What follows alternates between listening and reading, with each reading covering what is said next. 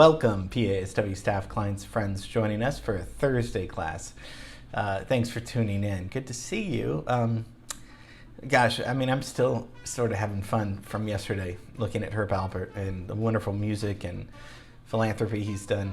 That was so great. We got serious with Monteverdi, opera, and then tomorrow we're going to see your film scoring results for From Here to Eternity. So, I mean, just another quick, fun week that we're having learning about these things. Today we're going to learn about something in our own backyard, and I'm very excited to look into this person, really, and this monument that's so iconic in our city that, that you love, I love, John loves, Lloyd loves, Megan loves, you guys love. We all love LA. So we're going to look at the very iconic Watts Towers.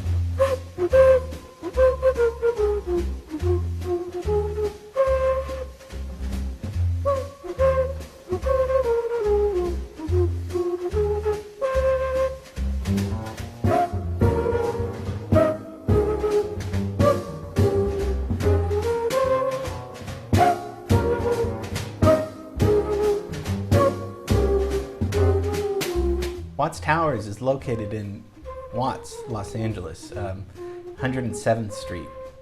And it's the world's largest single construction created by one individual, an obsessed individual. That individual is Simon Rodia, Italian immigrant. And it's pretty phenomenal that one guy did all this. The Watts Tower, they symbolize pride for neglected, under-resourced neighborhoods, in a sense. I think that's why there's such an iconic, landmark status, because it's in a community that's gone through so much turmoil, and yet it's still standing. So it's such a great symbol for.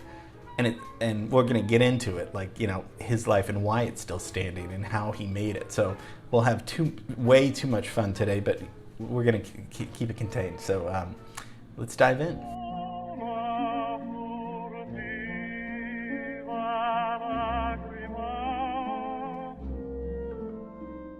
So it all starts with Simon Rodia. He's born in Italy, and he worked it was unskilled labor. He didn't have much of an education. There were books that in his house, so supposedly he was maybe self-taught, but he was definitely a quirky individual. In 1921, he begins constructing. So these that we're looking at, these towers, were constructed over 33 years, okay? So he starts in 1921, and it ends around 1954. And then he leaves Watts and goes up north and never returns. And let's look at our timeline of all the buildings that we've been looking at. If we look at 1921, because this is when construction is starting. Now, I don't think he really had he had no blueprints. This is all man-made. I'm getting ahead of myself because I'm too excited. 1921, what's going on? I mean, look at these buildings.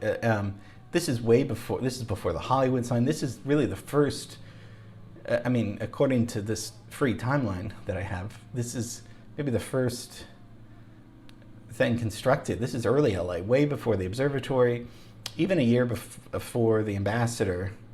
So this is one of the first things. In 1921, that's a long time ago.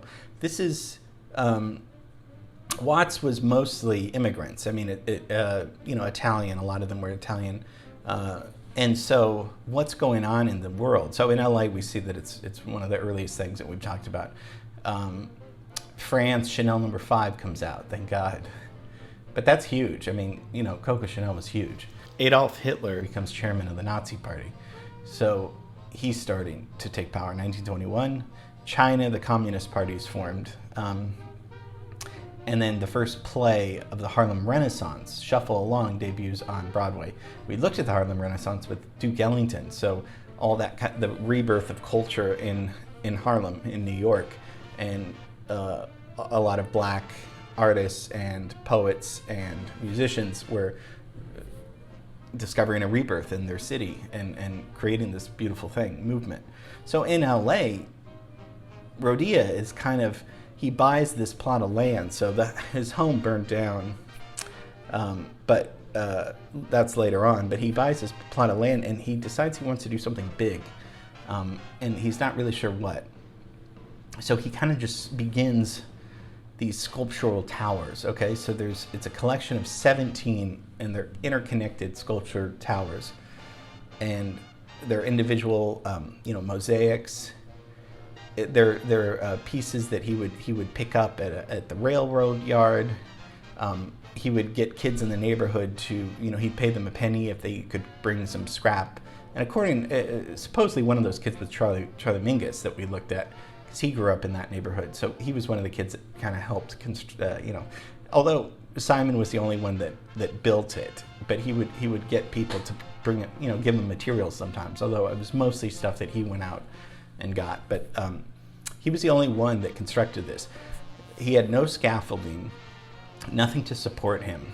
I mean, as you can see, the tallest of the tower is 99 feet. So he's way up there. It's dangerous. He used some ladders and stuff, but mostly they said that he would just swing around in order to get up there and higher. And then drink wine at the top of the towers and watch the sunset. He was in his own world. I guess this is an example of outsider art, which is self-taught art, because he didn't have any training in architecture. He knew how concrete worked, obviously, because he from his odd jobs building, so he knew how to secure he knew that they weren't going to fall down. It's folk art, right?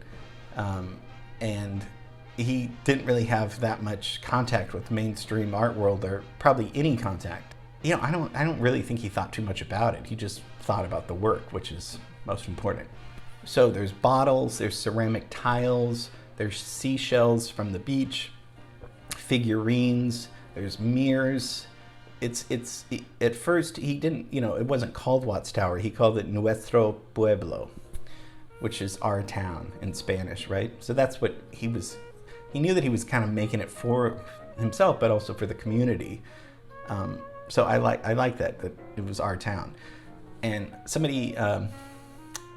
critics said that it's more important than the Statue of Liberty, because the Statue of Liberty was made in France and then sailed across, to New York. This thing was constructed by a single American-Italian immigrant. And I like that. And that's completely original. That's part of, this thing is so famous. Tourists, from all parts of the world come to LA, and Watts Towers is on the list. So his house burns down in 1956. I think people didn't know what to do with this, as it's throughout the decades. They're noticing that, what's this thing doing in our backyard all of a sudden? In the 20s you could get away with it because not that many things built yet, but as we're approaching the 50s, they're probably seeing, well, what's this guy doing? So they wanted to destroy Watts Towers. It was actually an actor and an editor that bought the property from Rodia's neighbor. So after his house burns down, he leaves and he's done. He's also pretty old at this time.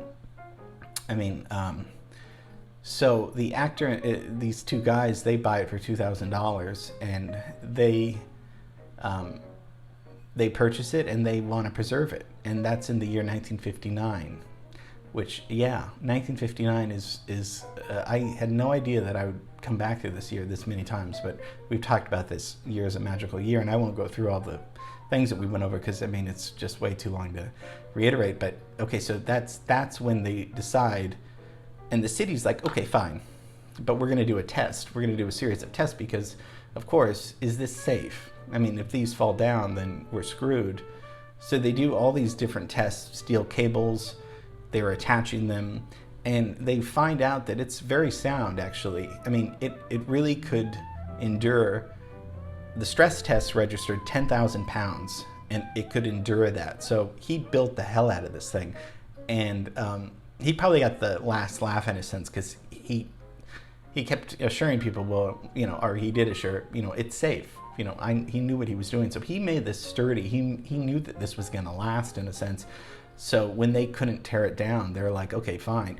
And he was right, because Watts riots happened in 1965, where people die and it's horrible. Businesses were burned down, everything. But guess what?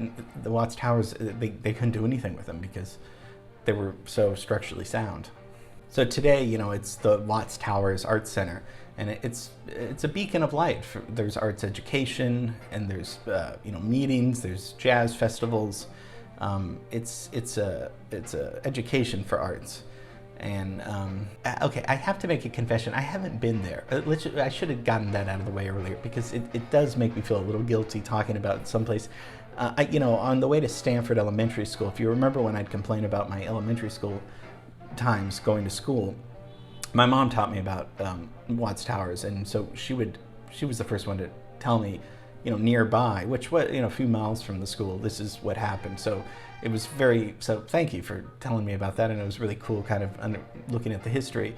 But I did Google map it, I zoomed in on it, so that's probably just as good as going there. But no, I'll visit there, but I thought a little bit of honesty wouldn't hurt. His only answer about all of this was that I had in mind to do something big, and I did it. And he did it all by himself. Whether we think it's pretty or aesthetically pleasing, doesn't matter. It's a huge accomplishment for one person to do this. And for somebody to, he was drinking a lot, and I think he wanted to turn his life around, and he needed a project to work on. So he created his own project. And it's just such a great collection of folk art, of what is around our city. And it's, I just think it's kind of wonderful. So I hope you enjoyed this class on Watts Towers. I've said it all. So tomorrow we're going to see film scoring results, and can't wait to show you. Miss you, love you, see you tomorrow.